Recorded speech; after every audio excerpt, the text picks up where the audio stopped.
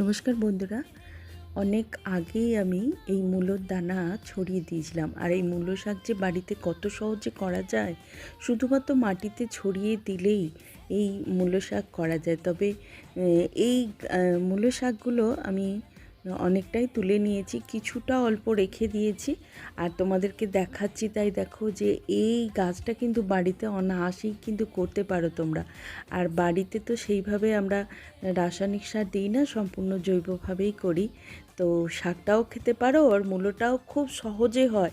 দেখো, প্রায় শুধু জলটাই দিয়েছি গাছে, মাটিটা সেই ছিল শুধুমাত্র গোবর সার অনেক অনেক আগে দেওয়া। তাও সেই মাটিটাতেই দেখো কত সুন্দর আমার মূলো গাছ হয়েছে, তার সাথে মূলোও হয়েছে। তারপর তো শুধুই জল দিতাম আর কোনো সার আর দেওয়া নেই, কিন্তু তার মধ্যেই বেশ বড় বড় হয়েছে। দেখো মূলোগুলো তোমাদেরকে আজকে দেখাচ্ছি।